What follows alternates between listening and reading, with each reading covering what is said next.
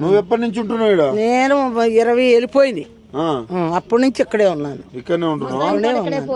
ముసలాయన పోయాడు, కొడుకు పోయాడు, అయినా కానీ నేల వదలలేదు. ఈ నెలనే చచ్చిపోయారా? ఈ నేల వదలలేదు అంటున్నాను. అదే ఇక్కడనే ఇక్కడే చచ్చిపోయారు, ఇక్కడనే చచ్చిపోయారా? అయినా కానీ ఇక్కడే అలాగే రెక్కల మీద బతుకుతున్నాం.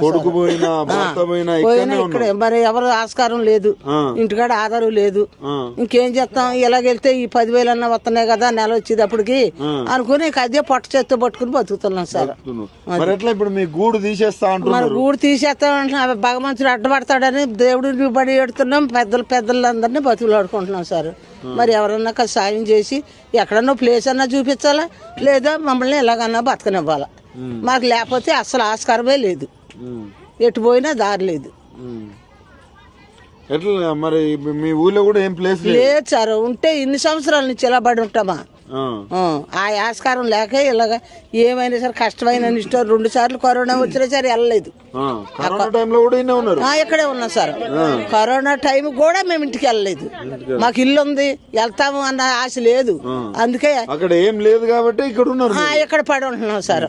మరి అలాంటిది ఉన్న ఒక్కిల్లు పోతే ఏంటి పరిస్థితి? ఇంకా పరిస్థితి ఏముందండి? అందుకేనండి అందరిని పట్టుకుని అడుక్కుంటున్నాం, సాయం చేయమంటున్నాం.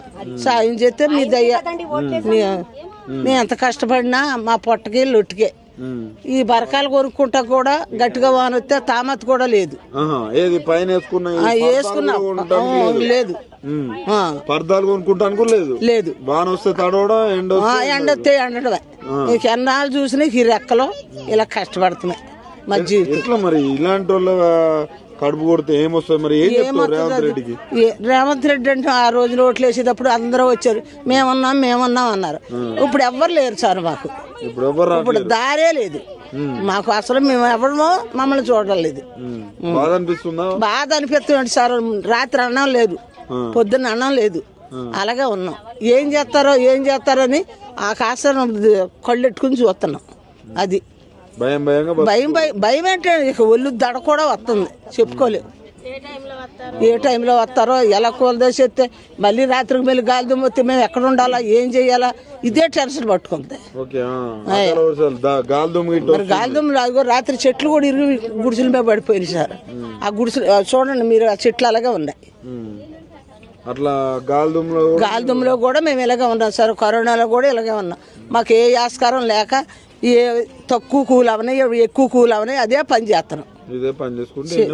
ఇక్కడే ఉంటున్నాం సార్. మాకు ఏ ఆస్కారం లేదు, ఎటు వెళ్తా కూడా లేదు.